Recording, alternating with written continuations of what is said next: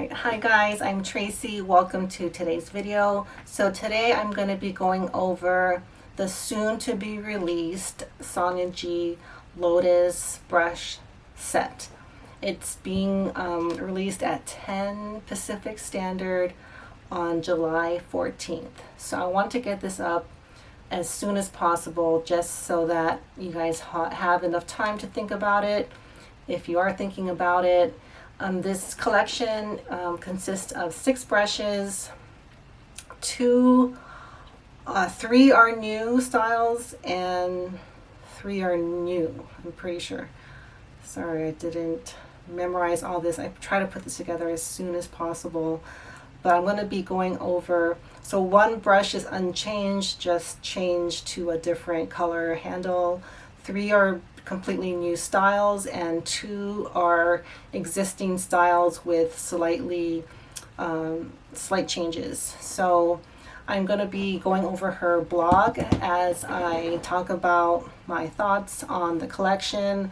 You know, if you're a die-hard Sonia G fan and you want all of her brushes, definitely be the first in line to get this, because it is limited edition, and yeah, I'm pretty sure none of these brushes are going to be coming back after this sells out. Hopefully she has enough for everyone that wants them, but I feel pretty confident that this will sell out very quickly.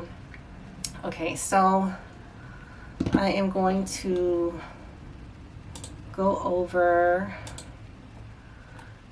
just really quickly. I'm going to be going over the 6 brushes, and oh, by the way, it's $215 USD if I didn't mention that. And I'm going to be kind of mentioning some brushes that I have that are very similar or exact to these brushes, but I'm not going to go into too much detail because her blog has pretty much everything, all the brushes that I wanted to compare and demo. It's all in her blog, so I just don't want to be too redundant here. So okay, all right, so this brush collection was inspired by the lotus flower, which is that I'm pretty sure it's that flower that is on top of the lily pads that are in ponds, and they usually have this kind of like pinkish and white coloring, although they can vary. It's got that pink ferrule, which is pinkish purple ferrule, and this ombre handle. Very beautiful as always. And these are the 6 brushes. The Lotus Base, this is a new brush. And so, so there's a couple of reasons I'm not going to get this collection, or I'm not going to try to get this collection, for 2 main reasons. One is I don't use fan brushes, and her brush collections always have a fan brush, and I know a lot of people said I should try her fan brushes, but I have a feeling I'm just not going to utilize this shape brush. I've had fan brushes in the past and I just don't use them. I feel like it's a little bit, the skill required for this brush is a little bit more than I have. I'm not sure, but it's just not a shape that I'm really interested in. I really can't say too much about this shape because I just don't know a lot about fan brushes. But this second brush here, the Lotus Cheek, is the same style as her Cheek Pro, just with a different color ferrule and undyed goat hair, whereas the Cheek Pro has dyed goat hair. And here it is unwashed and washed. She highly recommends washing them before use because of, you know, how much it changes. I use my Cheek Pro for blush and pretty much blush only. For me, it provides a pretty strong application of powder. So, and it says here, because it's undyed, you can use it for creams as well as powders. It's not quite that dense, but it's not sparse either. So it's maybe not the ideal brush to use for creams, but it's not impossible. But I don't know, it's not, you would have to give it a try if you're planning to use this for creams, but it's a really great shape and very useful. The Lotus Detail is her like a small angled brush with dyed and undyed goat hair. This really is very identical, looks pretty much identical to my Hakuhodo G511, which is squirrel and goat hair. So it probably feels very similar to the mix she has here, and the specs are pretty much identical. It's 28 millimeters hair and very, very similar. For me, this shape brush is a little small for me to do bronzer or blush, and I very rarely use mine. Once in a while, if I want a very specific area to have bronzer or blush, I will use it. It doesn't provide a very strong application, but it doesn't cover a lot of space. So that's probably one of the reasons I don't really reach for it. I'm really trying though, but it's usually not my first pick. Okay, and then the Lotus Worker is the same shape as the Worker 2, and I believe it's the same type of hair. I don't have the Worker 2. I thought the Worker 2 was dyed, but I think it might be the same material, the same hair as 2. I can't say too much about this, but it reminds me a lot of her Worker Pro and the Hakuhodo J5523, which are super useful. So if you don't have those brushes, I think this would be a very good one to have. I do feel like the shape is a little redundant, you know, if you've been buying brushes for a while. So I don't know, I just feel like I wouldn't utilize this as much as I would like to. It says here you can use it for concealer too because it's undyed. And I can see myself, yeah, using it for like under eye concealer. It's kind of medium size, but I do, you know, I just favor my Wayne Goss and my Chikuhodo for concealer. And then the Lotus Builder is the same style as the Builder 3, which I have, which is a very great brush. The builders are meant to like put on like shimmers or mattes and kind of like build up the intensity like slowly. But I like mine for lining the lower lash line the best. I don't use it for packing on shadow just because I like my packing brushes to put on a lot and kind of have that really strong intensity up front. This one would just take a little bit longer, and this is a very, to me, very unique shape because it's flat. And I don't know if this is intentional, but when I look at mine, there's a very slight slant. But I think it's meant to be flat. But mine has a very slight slant, which I really do like when you're lining the lower lash line. It's pretty short, but it's a pretty dense brush. So it is, I think, pretty unique in that it's like flat and it's very dense. Usually brushes like this, like packing brushes, tend to be a little bit rounder, but it's like a very, very square shape.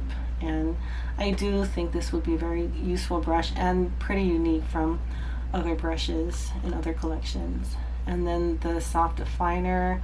If this was available as an individual, I would definitely get this one. She says it's between a crease brush and a pencil brush, which she does other ones.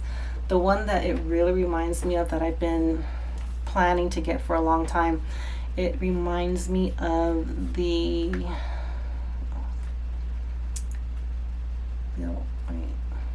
it reminds me of the mini booster and the crease one. So the mini booster in that, like it's dyed, it looks like that here, and then the crease one in that looks like this more. It's like pointier and a little firmer, and I don't have one that's quite like that. That's not, kind of. I have a Hakuhodo one like this, but anyhow, I do think this is a very, very useful brush to have like even a few of them because it's so versatile. And also if you have like smaller eyes, it's really good for like the outer V area because you can blend in a very small area, and then it's also good for like smoking out the lower lash line. So this is a very, I think to me this is like the most desirable brush for what I look for. Yeah, it's like a small little blending brush, which I use them all the time, and she does tons of comparisons here. So I'm not going to go over all the different brushes that it reminds me of, because you can read it all here. She goes into so much detail. That's what I love about her blog. She thinks of everything, and she has everything to compare it to. So she even compares it to her super brushes and her Wayne Goss brushes. By the way, Wayne Goss, the Edit collection is still available, which I'm kind of surprised. That one is $225 for 7 brushes, and I've heard a lot of good things about it. So I think if I were to splurge on another set of brushes, I would probably go with that one just because it's more useful. But I do really like the way this collection looks. It is different. But as far as the shapes, just because I have similar brushes, this collection for me doesn't make sense. Like I have this one, and I don't have this one. I have this, the 5523.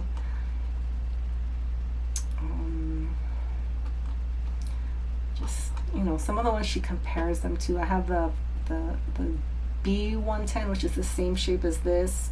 It's not the same, but a lot of these comparisons she makes I have already.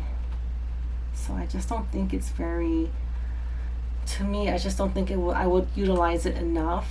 I do think the price is very, it's priced right. It's not ridiculously expensive, and it's not inexpensive.